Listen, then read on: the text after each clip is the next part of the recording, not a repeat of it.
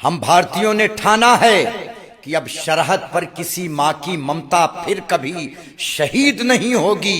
और अगर ऐसा हुआ तो ऐ पाकिस्तान कान खोल के सुन ले, ना तो तेरे देश में जुम्मे की नमाज होगी और ना फिर कभी कोई ईद होगी। अपने ही हाथों तुम अपनी कब्र खोदो, अपने पैरों आप कुल्हाड़ी नहीं चलाओ।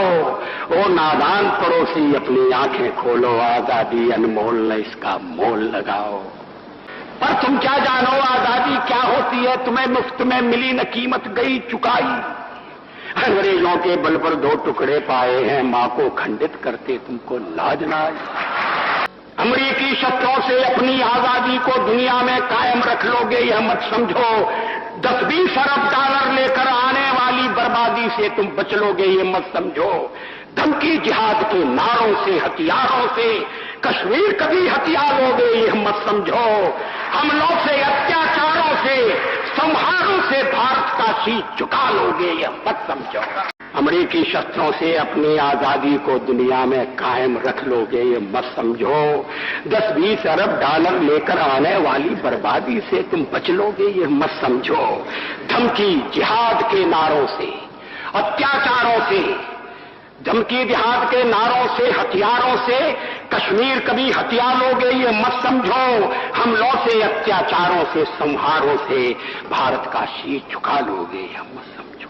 जब तक गंगा की धार, जब तक गंगा की धार सिंधु में ज्वार, अग्नि में जलन, सूर्य में तपन शेष, स्वातंत्र समर की वेदी पर अर्पित होंगे अगणित जीवन यौवन शेष। अमेरिका क्या संसार भले ही हो विरुद्ध, कश्मीर पर भारत का ध्वज नहीं झुकेगा। 1 नहीं 2 नहीं। इस देश का सबसे ताकतवर प्रधानमंत्री था 5 फुट 4 इंच का। हाय हाय, कुछ लोग अभी समझे नहीं। लाल बहादुर, इलाहाबाद का वो लाल जिसकी बहादुरी से पूरी दुनिया थर्रा थी। वाह, 19 महीने शासन किया था शास्त्री जी ने। 1000 साल में पहली बार हम जीते थे पाकिस्तान के खिलाफ। पहली बार हमने लड़ाई लड़ी और हम जीते। और सेनाध्यक्ष ने आकर कहा कि साहब वो कश्मीर में बहुत टर्बुलेंस हो रही है। बोले कैसे? बोले वो आते हैं मार के चले जाते हैं। बोले कहां चले जाते हैं? मारो वहां जाके। तो बोले तो सीमा के पल्ली पार चले जाते हैं। तो शास्त्री जी ने कहा पल्ली पार जाके मारो। तो सेनाध्यक्ष बोला साहब ये तो वार हो जाएगी। शास्त्री जी ने कहा देश के नागरिकों को बचाने के लिए शांति हो या युद्ध हो, करना ही चाहिए आपके साथ करा। हाय हाय हाय हाय। इतिहास को किताबों से पढ़ो, अपने नेताओं के चिंटू बनकर मत पढ़ो।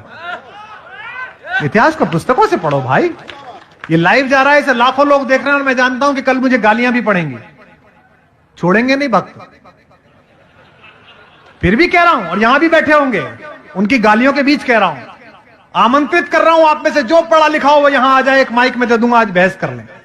इनका तो दुर्भाग्य है कि इन्होंने खुद ने ऐसों की फौज इकट्ठी कर रखी है जो बोल नहीं पाते।